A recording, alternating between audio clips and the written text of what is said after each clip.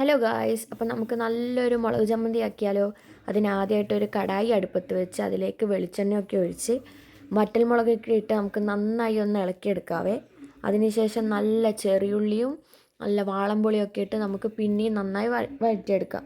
അത് ചെറിയുള്ളിയുടെയൊക്കെ കളറൊക്കെ നന്നായി മാറണേ. അത് മാറിയതിന് ശേഷം നമുക്കൊരു പാത്രത്തിലേക്ക് മാറ്റി ചൂട് പോയതിന് ശേഷം നമുക്കൊരു ജാറിലേക്ക് ഇട്ട് കൊടുക്കാം. ജാറിലേക്ക് ഇട്ട് നമുക്ക് നന്നായി ഒന്ന് അടിച്ചിട്ട് വരാവേ. ചൂടൊക്കെ പോയതിന് ശേഷം മാത്രം അടിച്ചെടുക്കാൻ ശ്രദ്ധിക്കുക. അപ്പോൾ ഇതേ നമ്മൾ അടിച്ചെടുത്തിട്ടുണ്ട്. അത് ഒന്ന് കറക്കിയെടുത്തതിന് ശേഷം അതിലേക്ക് നമുക്ക് ആവശ്യമായ ഉപ്പ് ചേർത്ത് കൊടുക്കാവേ. ഉപ്പും കൂടി ചേർത്ത് നമുക്ക് നന്നായി ഒന്ന് അടിച്ചെടുക്കാം. അടിച്ചെടുത്തതിന് ശേഷം അതൊക്കെ ഇന്ന് നന്നായി ഇളക്കിയെടുത്ത് നമുക്കൊരു പാത്രത്തിലേക്ക് മാറ്റി കൊടുക്കാം. അതിങ്ങനെ സ്പൂണും കൊണ്ട് ഇങ്ങനെ വടിച്ചെടുത്ത് നമ്മളൊരു പാത്രത്തിലേക്ക് ഇടുന്നതാണ് നിങ്ങളിപ്പോൾ കാണുന്നത്. ചോറിൻ്റെ കൂടെയൊക്കെ സൈഡായിട്ട് കൂട്ടാൻ നല്ലൊരു ചമ്മന്തി ആട്ടോ. എല്ലാവരും ഇത് ഉണ്ടാക്കി നോക്കണേ.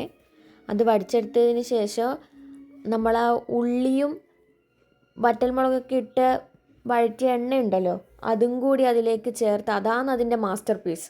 അതും കൂടി അതിലേക്ക് ചേർത്ത് നന്നായി ഇളക്കിയിട്ട് വേണം നല്ല ചൂട് ചോറിൻ്റെ കൂടെ കുഴച്ച് കഴിക്കാൻ. അപ്പോൾ നിങ്ങൾ എന്തായാലും ഇത് ഉണ്ടാക്കി നോക്കണേ.